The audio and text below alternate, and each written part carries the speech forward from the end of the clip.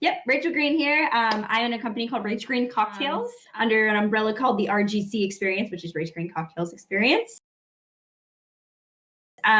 So about a year ago, I had been doing in-person cocktail classes and was a spirits and a cocktail educator, coming from a world of mixology and food and beverage and hospitality.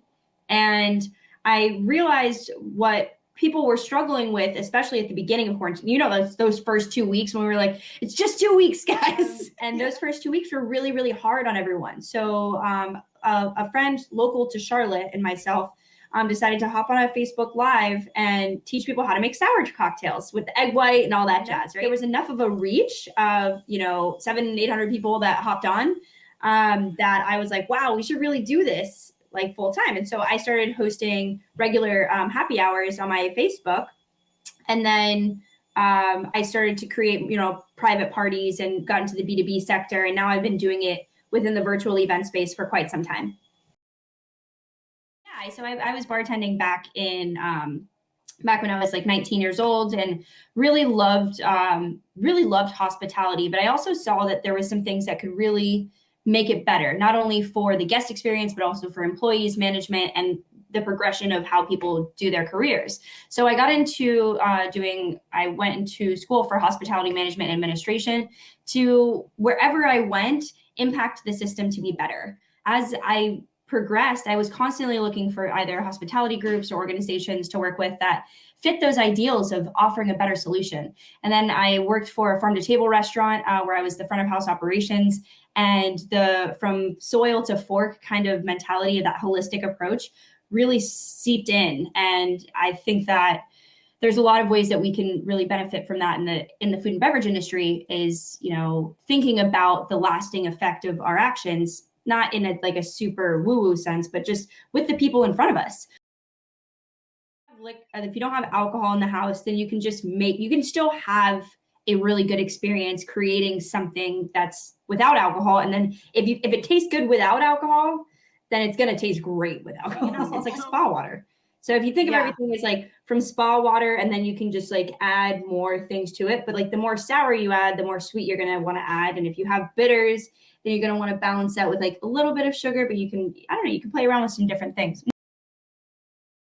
The system leading up to the classes, and then there's also the class experience itself.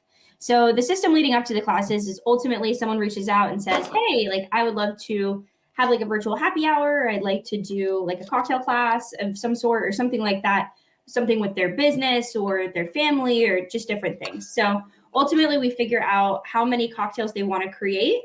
And that's a 15-minute process, like during the actual cocktail class. And then we can determine the level of customization. So let's just say we are going to be making, a traditional sour, or a martini, or an old fashioned, or something like that, or even some of my seasonal cocktails that I have pre-selected that they could choose from. Then we could do that, which is the basic, or we could do a level up, which is a customized cocktail.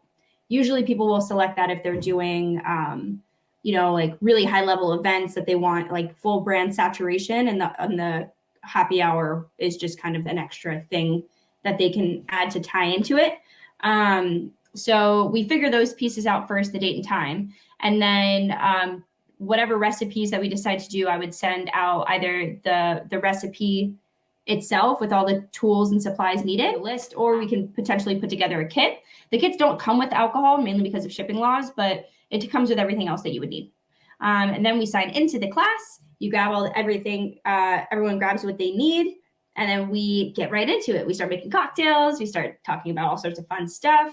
And then based off of the ingredients that they have, I can be like, well, since we have this strawberry syrup, you can actually use it for this, this, and this purpose.